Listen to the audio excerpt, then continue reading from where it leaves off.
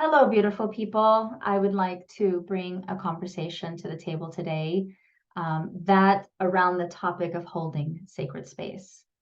Now, holding space is not a new concept. It's been around for eons. However, I'd like to maybe throw in some new layers of the conversation to maybe shine some light on different perspectives of how this practice, this process can really um, nourish your relationships. So, just starting out talking about what is holding space. So, holding space is the ability to be a listener, a receiver, and a witness of someone's experience. It is the ability to sit with someone right where they are without the need to jump in and rescue them, jump in and fix them or offer advice, right? That's a very common reaction. Well, just do this and oh, just fix this and blah, blah, blah, right? So we have a natural tendency to want to jump in and fix things and rescue people. It's also a level of being able to witness someone where they are without involving your own bias, your own belief system, your own convictions, your own judgments, your own opinions, right? That's very common.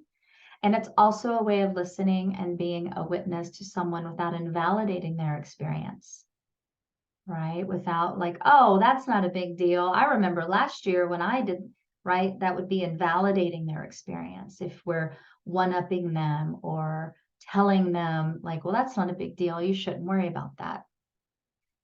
It's an art form to be able to just simply witness and receive. And I mean literally receive, right? A lot of the times we are listening so that we can respond, right? We are in our own mind, listening, maybe picking up some keywords, computing if this relates to us. Can I understand this? Is this an experience I've had? Oh, yeah, I remember last year when I did blah, blah, blah. We're not really listening to receive that person, we're listening to respond. And when we do that, we are not present to that person's conversation. We are in the back storage room of our memories, picking and choosing how we're gonna, oh, yeah, that happened to me too. The person that is speaking, who is wanting a safe space to be held, to be witnessed, can actually feel, whether they're aware of it or not, they can actually feel you not being in the present moment. The words fall flat and they feel not received because we're not in this pliable, open, sacred space of receiving their words. We're back there formulating our response. So the light is on, but nobody's home. And the person speaking can quite literally feel that, whether they're aware of it or not. Okay. So in our world right now, you can see this on a grand scale. You can see it in our political climate. You can see it in our human rights, the different levels of human rights, and hearing marginalized people and other people don't understand. And well, that's not my experience, so you must not have a true experience around that. There's a lot of invalidating going on, right? Well, I don't get that, so you must be wrong. There is too much of that, if I might embolden this moment with my opinion. I think that there's just too much of that. And so I want to take it to the singular. I want to take it to the you and me, right? The singular experience of person to person contact. Even though we have more connection in our world, social media has really allowed us to touch more people at a time. It's actually disconnecting us in ways because we're inundated with all this information that it's making it difficult for us to have real intimate one-on-one conversations to hold that sacred space for each other. It's a real fast respond and scroll, right? So we're technically disconnecting more than we are connecting. But when we take it to a singular, you and I, right? This moment right now, you're there, I'm here, we're having a conversation around our experiences, whatever that might be. We get to model, let's just say I'm holding the sacred space for your experience. And when you feel held, you feel received and safe and validated. That then models for you how that can be for your people. And then you go into your circle of friends and family and you begin to hold space for them. And then they begin to feel held and seen and sacred. And then they get to do that for their people. So we are creating, even though there's a singular experience, we are creating a very important ripple effect. Something that I again, personally believe the world needs now more than ever. So the art form of being able to hold each other without introducing our bias, without invalidating each other, without one-upping each other, without thinking in the back of our mind, well, how does this affect me? If you can put all of that aside and simply show up for your person that is sharing, that is truly the healing experience. You don't have to have a single word of wisdom. You don't have to have a single answer for that person. The healing is in being seen, being heard, and being held. Now, I'd like to flip that around. In my work, there's a very common conversation around the fear of being vulnerable. And this is a pretty big topic for a lot of people. I would venture a guess 98% of the people in the world worry and fear and struggle with being vulnerable with each other. Now, I don't mean you have to give everyone your whole story. You don't have to show everyone everything. I do think that there are certain people that don't get your whole story.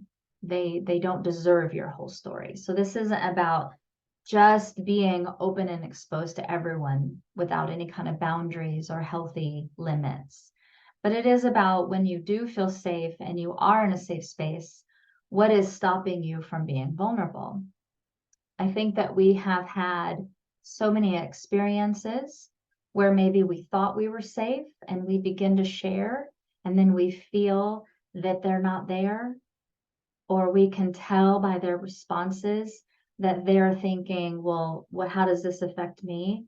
And it immediately invalidates your vulnerability. It shuts us down. I have had those experiences where I am dancing in toe by toe into the vulnerability, hoping that this person will receive me, and then realizing that they are not. And then I go, oh, they're not there. I'm not going to share anymore. And I think we've had that so often that we've just kind of accepted that people aren't safe, that the world's not safe, that it's not safe to be vulnerable, right? But here's my challenge for you.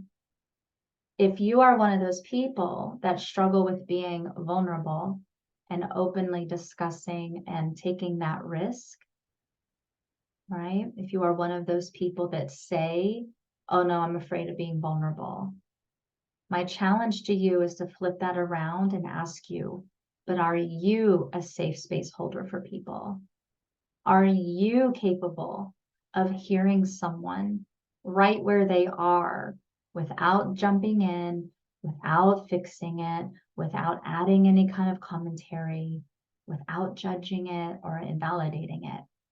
Are you that person that can do that? Because here is the divine ebb and flow of law of attraction. If you are someone that struggles with vulnerability, but you are also not capable of holding someone in that sacred space holding, that's part of why you can't be vulnerable, because you yourself are not practicing safe space holding. When you begin to hold space for other people, there is a shift where you know it is possible to be held. You start seeing and feeling, and you start having this capacity to be able to hold others. Therefore, somewhere in your subconscious, it begins to understand that you too deserve to be held in that sacred space. And you begin to seek those people. I'm not saying everyone will be that for you. There are people that are currently not at the ability to hold that space. That's okay. But it at least allows you to test the waters to see if they're going to be able to hold you. Now it becomes less of it's not safe to be vulnerable and more about who can I be vulnerable with. It changes the dynamic of who you show up as, rather than believing the dominant thinking that, oh, the world's just not safe. It starts opening up to possibility and asking, who am I safe with? And it's okay to, drop a hint, add a little bit, say a statement, see how they receive you or don't receive you. And then when you realize they're not receiving you, it's okay to pull back and go, they're not in that space to receive what I'm about to say. But there are people that are capable. We're just so bogged down in the belief that it's not safe in the world. And that's not true. So this is my loving challenge for you is, number one, being curious about yourself. Are you someone that feels, believes, says, it's not safe for me to be vulnerable? I can't be vulnerable with people. And if you get a yes, then I challenge you to reverse that safe space. If it's not safe out there, wait, am I safe? Can I receive someone without trying to fix, invalidate, et cetera, et cetera? Can I do that? And then go start practicing that. Go practice. Because then you begin to create a capacity of, if I can be safe for them, that means someone's out there that can be safe for me. And it begins to open up a new channel for you to find people that are going to be able to hold you in a true, sacred, safe space. And then we become the change we want to see in the world. Then it ripples out into this really beautiful exchange of witnessing and weaving with each other. Yeah. I just want to take a breath around that. That inspires me. That inspires me to reset myself and get back on that in the world, because I want to be that in the world. I want to see that in the world. So thanks for listening. Enjoy. Have fun with that. Okay.